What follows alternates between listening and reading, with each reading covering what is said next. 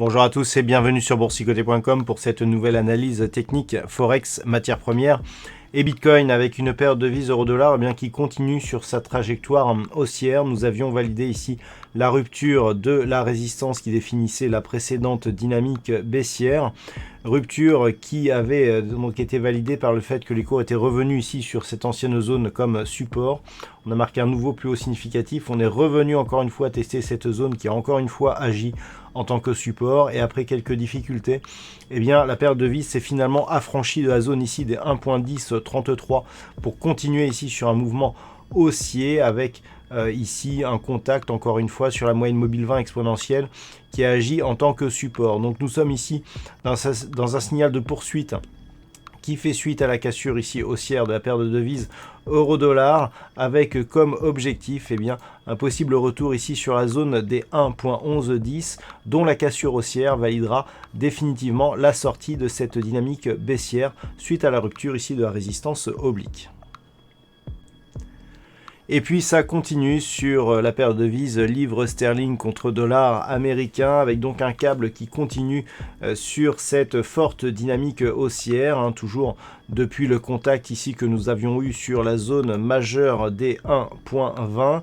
On a validé ici une rupture des 1.2560. Hier, j'ai attiré votre attention sur le fait que cette zone qui était précédemment résistance était devenue support et que l'on était venu directement ici sur la zone des 1.2780.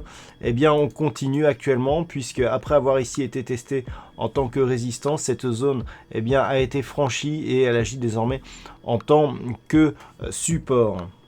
Donc nous sommes ici sur un signal de suivi de cette dynamique haussière dont le prochain objectif se situe sur la résistance des 1.2960. Et puis sur l'or, donc le métal jaune, qui reste ici au contact de cette zone des 1484.30. On a du mal ici à inverser le sens depuis la cassure de cette zone de support oblique qui définissait la précédente tendance haussière. Cette zone a pourtant ici été testée et validée en tant que résistance suite au pullback ici qui avait marqué le métal jaune juste après la cassure ici de cette zone de support. Mais il n'y a pas de confirmation depuis puisque les cours évoluent de manière assez neutre avec une zone de support que l'on pensait sur 1484.30 mais qui semble désormais être plus adapté sur ce niveau ici des 1477 $ l'once.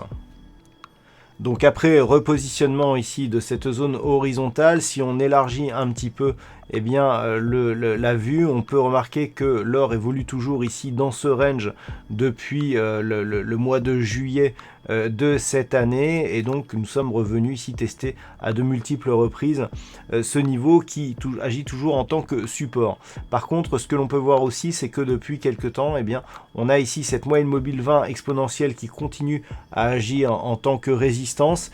Si cette configuration persiste, on pourrait bien ici effectivement connaître une rupture de cette zone des 1477 $ l'once, auquel cas l'objectif serait une poursuite du mouvement baissier en direction des 1438 $ l'once. Et puis sur le WTI, nous sommes toujours ici dans une phase de neutralisation avec des contacts ici sur la zone des 51 $ le baril qui donne lieu à des petits rebonds. Donc on est toujours ici entre cette zone des 51 et une zone grossière ici des 55 $ le baril. Depuis que les cours ici sont sortis de cette dynamique haussière, on a trouvé donc cette zone de support des 51 $. Du côté des points hauts, on avait ici une résistance mais avec la cassure qui a été liée à des phénomènes géopolitiques, celle-ci a été fragilisée. On reste ici dans une phase de neutralisation d'un point de vue moyen terme. Tant que l'on est ici entre 51 et 66,50 $ le baril, nous sommes dans une temporisation moyen terme. Il faudrait vraiment valider une rupture ici des 51 $ pour avoir ici une poursuite du mouvement baissier depuis le point haut significatif des 66,50 en direction des 42,50 $ pour un baril de WTI. Et enfin, sur le Bitcoin, après de multiples hésitations, il semblerait que ce soit cette zone ici de retracement à 61,8% de Fibonacci de la précédente dynamique haussière qui soit en train d'être fragilisée. On était venu la tester ici à de multiples reprises. On avait cassé ici la zone des 89,35 qui était un support ici de consolidation. Et tant que l'on n'avait pas cassé, eh bien, on pouvait espérer ici une poursuite du mouvement haussier. Clairement ici, si la zone des 7835 dollars pour un Bitcoin était cassée à la baisse, eh bien on aurait une poursuite donc de ce mouvement de consolidation vers un retracement total, mais aussi vers la zone horizontale des 5790 dollars. Voilà donc ce que l'on peut dire sur cette analyse technique Forex, matières premières et Bitcoin.